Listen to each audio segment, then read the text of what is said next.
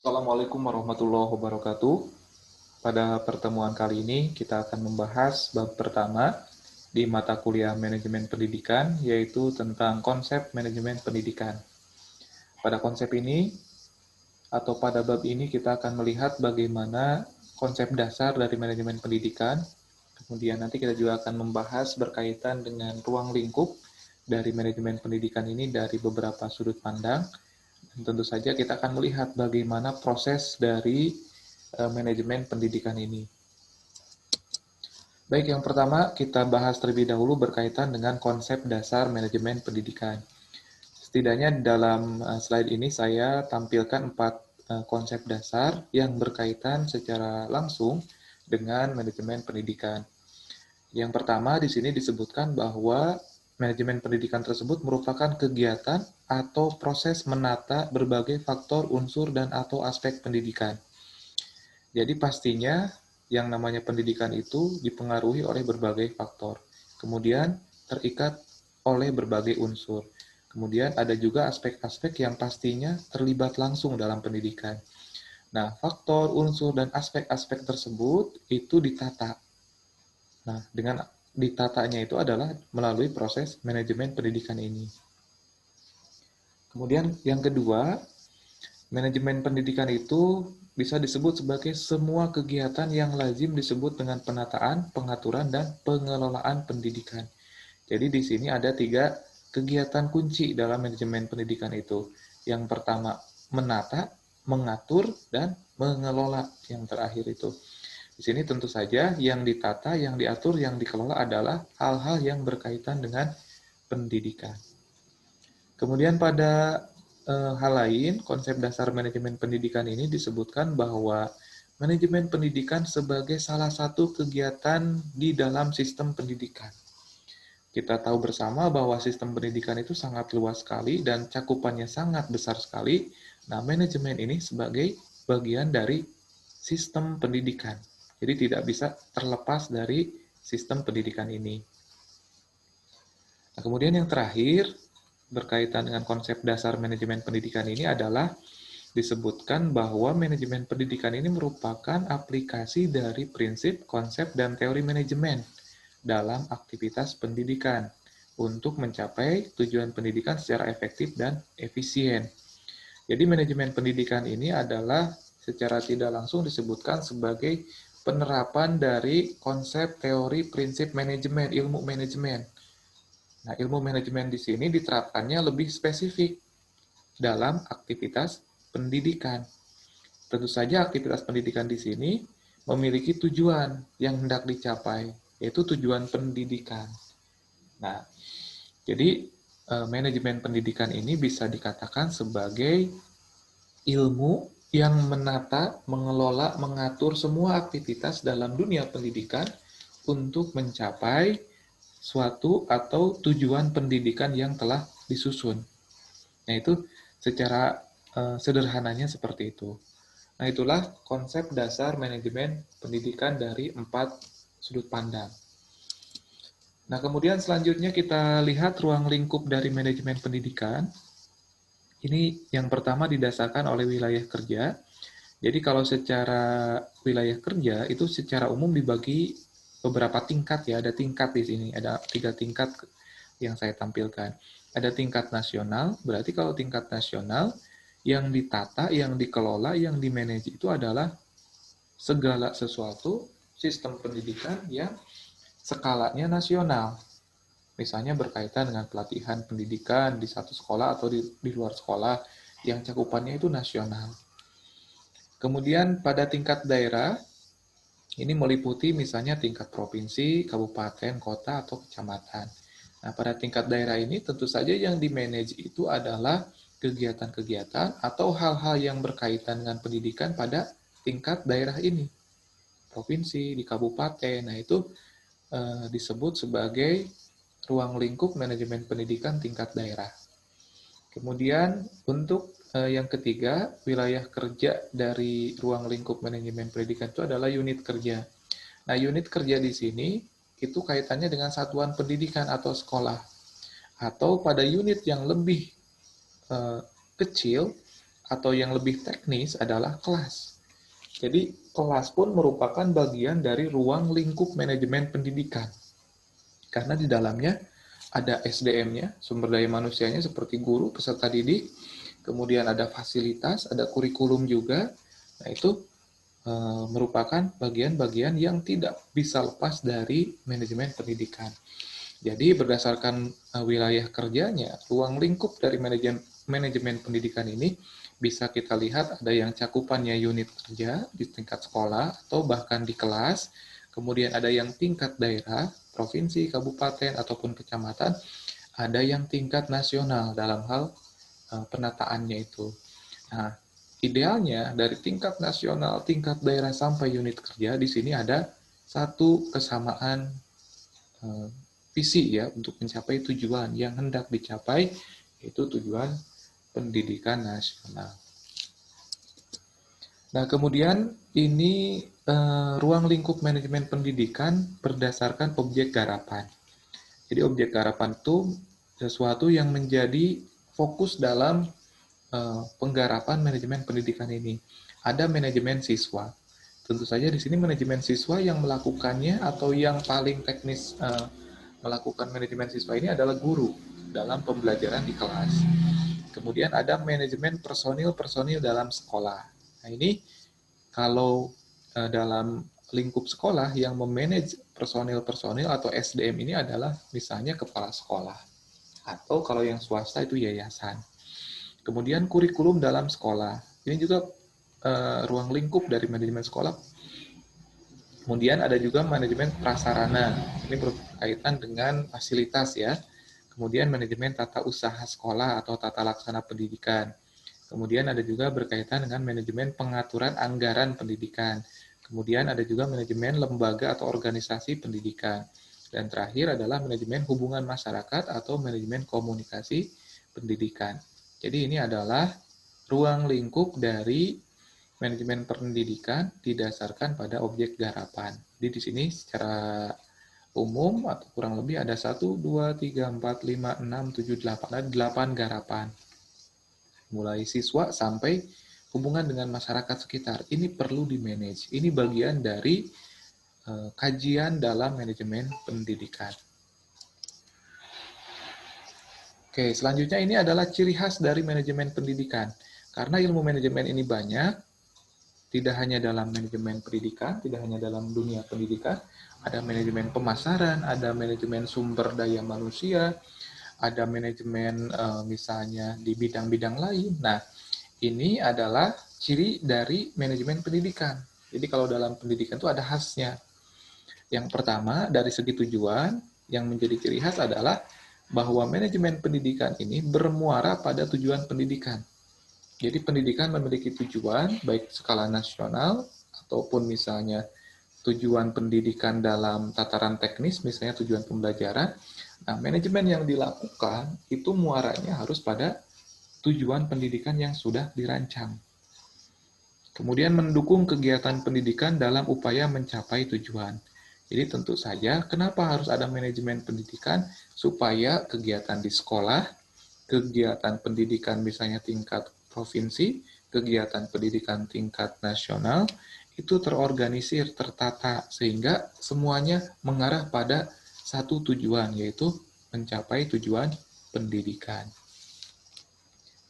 Nah, kemudian dalam dari segi proses, ciri khas dari manajemen pendidikan adalah dilandasi sifat edukatif. Jadi dari proses yang dilakukan dalam manajemen pendidikan ini, ada landasan yang ini menjadi ciri khas, yaitu harus bersifat edukatif. Bagaimana ini bisa mengedukasi setiap prosesnya itu, baik itu mengedukasi siswa, mengedukasi misalnya para personil yang terlibat dalam dunia pendidikan, seperti misalnya guru, tenaga kependidikan, bahkan orang tua sampai masyarakat pun itu harus merasakan bahwa proses manajemen pendidikan ini memiliki sifat edukatif. Kemudian selanjutnya dari segi orientasi yang menjadi ciri khas dari manajemen pendidikan, ini adalah yang pertama berpusat pada peserta didik. Ya, tentu saja apa yang dilakukan dalam proses manajemen pendidikan ini, tujuan utamanya adalah bagaimana kita mengantarkan peserta didik ke arah yang lebih baik, mengantarkan peserta didik supaya lebih sukses.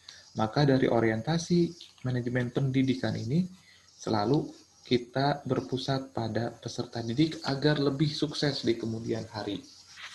Oke, jadi itu adalah ciri khas dari manajemen pendidikan, sehingga bisa membedakan dengan manajemen-manajemen di bidang lain. Nah, selanjutnya kita lihat fungsi manajemen pendidikan. Di sini saya tampilkan dua pendapat berkaitan dengan fungsi manajemen pendidikan. Jadi untuk apa sih ada manajemen pendidikan itu? Nah, menurut Luther Gulick, itu disebutkan bahwa fungsi manajemen pendidikan itu ada 7, planning, perencana, kemudian organizing, jadi dia mengorganisasi, staffing, ini dalam hal penempatan, directing, kemudian coordinating, reporting, dan budgeting. Ini adalah 7 fungsi dari manajemen pendidikan menurut Luther Gulick. Kemudian menurut Hersey dan Blanchard itu disebutkan bahwa fungsi manajemen itu ada 4. Yang pertama planning, ini dalam hal perencanaan, organizing, ini dalam hal pengorganisasian atau penataan atau pengelolaan. Kemudian ada motivating, ini dalam hal pemberian motivasi, dan tentu saja adalah controlling, untuk pengontrol atau pengendali dari kualitas pendidikan tersebut. Jadi ini adalah fungsi manajemen pendidikan menurut 2 ahli. Nah, kemudian kita lihat proses manajemen pendidikan. Seperti yang sudah disampaikan sebelumnya, dalam hal fungsi manajemen pendidikan, di sini setidaknya untuk proses manajemen pendidikan itu akan ada 4 proses. Tadi sudah disampaikan ada planning ya. Nah, kalau di sini bahwa dalam proses pendidikan, dalam proses manajemen pendidikan itu ada 4 proses yang meliputi perencanaan, pengorganisasian, pengarahan, dan pengendalian. Oke. Dalam proses perencanaan, di sini terjadi proses penyusunan tujuan dan sasaran organisasi, serta penyusunan peta kerja yang memperlihatkan cara pencapaian tujuan dan sasaran. Jadi pada tahap perencanaan ini, kalau skala nasional, berarti menyusun tujuan dan sasaran pendidikan nasional. Kemudian untuk mencapai tujuan itu ada roadmap-nya, atau ada peta kerjanya, ada framework-nya yang harus mengarah pada pencapaian tujuan nasional tersebut. Kalau pada tataran misalnya tingkat provinsi, maka di sini proses penyusunan tujuan dan sasarannya ya tujuan dan sasaran tingkat provinsi. Pun dengan tingkat unit kerja, misalnya tingkat sekolah, maka perencanaan yang dilakukan itu skalanya skala sekolah. Jadi tujuan atau sasaran sekolah tahun ini apa? Misalnya meningkatkan kualitas jumlah lulusan yang diterima di PTN. Itu salah satu tujuan dan sasarannya. Maka sekolah tersebut harus punya peta kerjanya yang menggambarkan untuk mencapai lulusan yang lebih banyak diterima PTN itu harus seperti apa? Apa yang akan dilakukan? Nah, itu untuk skala unit sekolah. Pun dengan skala unit pembelajaran. Pastinya seorang guru akan menyusun rencana pembelajaran. Di sana ada tujuan, di sana ada sasaran. Nah, di sana juga akan ada langkah-langkah untuk mencapai tujuan pembelajaran tersebut. Jadi, proses manajemen pendidikan itu ternyata dari mulai skala besar tingkat nasional sampai unit terkecil yaitu kelas, manajemen kelas atau pembelajaran itu ada gitu. Nah, kemudian setelah direncanakan, selanjutnya melakukan pengorganisasian. Oke, dalam hal pengorganisasian ini adalah merupakan proses penghimpunan SDM, kita kumpulkan, kita inventarisir, modal, peralatan, dan sebagainya. Ya, tentu saja kalau dalam skala nasional ini cakupannya luas. Gitu.